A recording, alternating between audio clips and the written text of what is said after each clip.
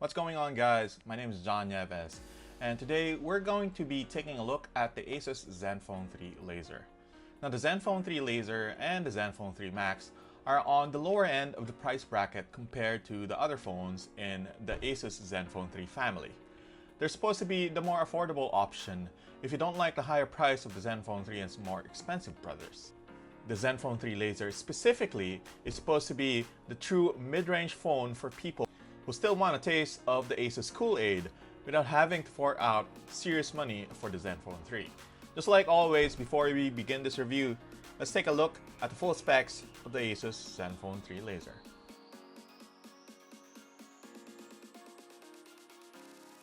If you've been following the website since the debut of the new Zenfone 3 smartphones, you'll start to notice a pattern in terms of design. So the Zenfone 3 Deluxe and Ultra are the highest of the high end in terms of overall design and build quality, and sport aluminum bodies that are made from a single block of metal.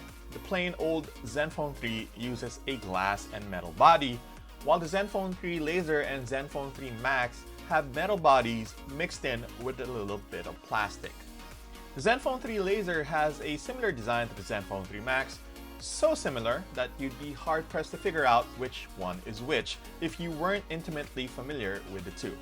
The easiest way to tell them apart is that laser autofocus system that's on the left side of the ASUS Zenfone 3 Laser's camera module, which also gives the phone its name. Another design change is the fingerprint scanner on the laser. The Max's fingerprint scanner is square-shaped, while the laser has a more rectangular design. Aside from those changes and the slightly bigger physical size of the laser, both phones are identical. The Zenfone 3 laser has a metal body with curved sides and corners, though it's not completely made out of metal, since there's two strips of plastic on the top and bottom of the body where the antennas sit. Overall, the phone feels nice in the hand, and the curved sides make it easier to grip one-handed. While the Zenfone 3 laser is more affordable than the Zenfone 3, overall build quality has not taken a hit. It feels nice and sturdy, and there are no gaps or obvious flaws on the exterior of the phone.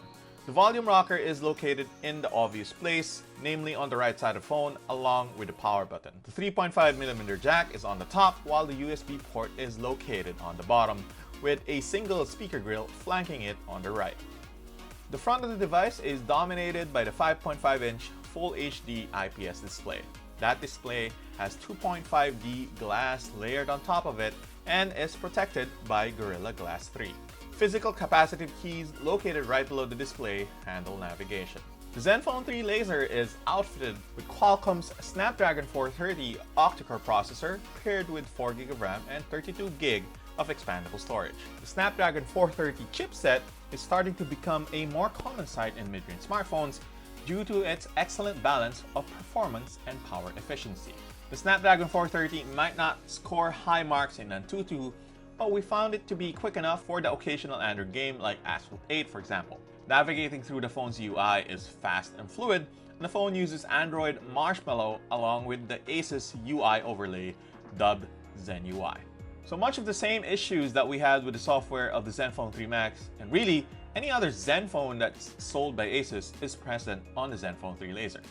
It suffers from an almost unbearable amount of bloatware thanks to Zen UI. When we first connected the phone to our local network, it auto-updated a whopping 30+ apps from the get-go. The rectangular fingerprint scanner is pretty good, and despite having less surface area to read your finger because of its shape, it still managed to do a respectable job unlocking the phone in less than a second. The Zenfone 3 Laser's main appeal is the laser autofocus system that's positioned beside the main camera module. A common misconception is that the Laser AF is the only focusing tech that's responsible for making sure all of your photos are in focus. That is not the case. The Laser AF on the Zenfone 3 Laser is useful for taking photos up to 150 centimeters. Any more than that, and the regular focusing tech takes over. That means close-up and macro shots benefit from the laser autofocus system, allowing for fast focus for subjects that are up close and personal. The camera module, which uses Sony's IMX214 camera sensor, did its job well, producing photos with good clarity and color. Qualcomm's Snapdragon 430 processor has managed to impress us with its number crunching capabilities and relative power efficiency. While we didn't manage to get a good read of the phone's performance via PCMark's battery benchmark, which didn't work on this particular phone for some reason, we did record around a day's worth of battery life with moderate use on a single charge. The 3000 mAh battery and relatively power-efficient SD430 chipset is a great combo, delivering excellent battery life that'll last you throughout the day. So, at the end of the day, the Zenfone 3 Laser is a great mid-range phone that's not out of reach for most of the working class. It's a solid performer and can handle most, if not all, Android apps you throw at it. It has an impressive camera as well, and as long as you do your part, it's capable of producing really good photos in a pinch. At 11,995 pesos, it's slightly more expensive than the Zenfone 3 Max, but the extra cash you spend for it is worth it. So that's basically it for this full review of the Zenfone 3 Laser. We hope you liked that particular review. If you have any questions about the Zenfone 3 Laser, please leave them down below. We will try and get to them as soon as we can if we're not neck deep in other reviews. This has been John Nieves. Thank you very much. Unbox, signing out.